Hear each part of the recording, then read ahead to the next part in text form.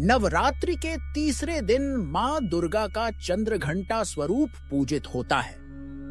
उनके मस्तक पर अर्धचंद्र के आकार की घंटा सुशोभित है, जिस कारण उन्हें चंद्रघंटा कहा जाता है। मां का शरीर स्वर्ण प्रभा से दैदीप्यमान है। उनके 10 हाथ हैं, जिनमें त्रिशूल, गदा, तलवार, धनुष, बाण, कमल और अन्य शस्त्र सुशोभित रहते हैं। उनका वाहन सिंह है, जो अदम्य वीरता और पराक्रम का प्रतीक है।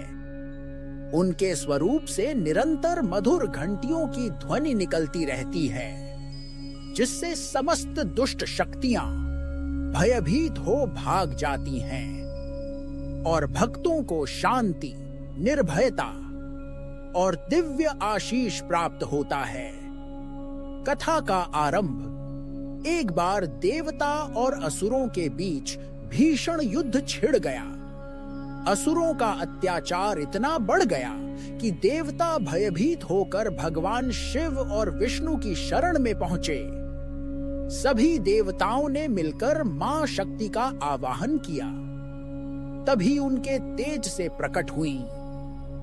मां दुर्गा चंद्रघंटा स्वरूप में उनकी गर्जना और घंटा की ध्वनि से संपूर्ण आकाश गूंज उठा। असुर भय से कांप उठे, क्योंकि मां के स्वरूप में वीरता और करुणा दोनों का अद्भुत संगम था।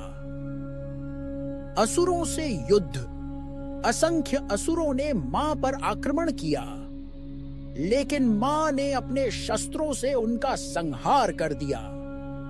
उनके सिंह की गर्जना और मां की घंटा की ध्वनि से दुष्टों का हृदय भय से कांप उठा।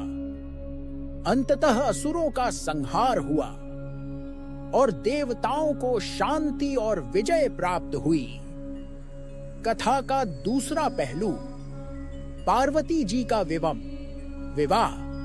मां पार्वती जब भगवान शिव से विवाह हेतु घोर तप कर रही थीं, तब उन्होंने तीसरे दिन चंद्रघंटा रूप धारण किया।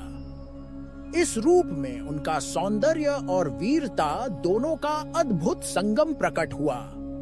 इस स्वरूप ने यह संदेश दिया कि भक्त यदि समर्पित भाव से साधना करे तो उसे शांति के साथ साथ शक्ति और साहस की भी प्राप्ति होती है। महत्व। मां चंद्रघंटा की उपासना से भय और शत्रुओं का नाश होता है।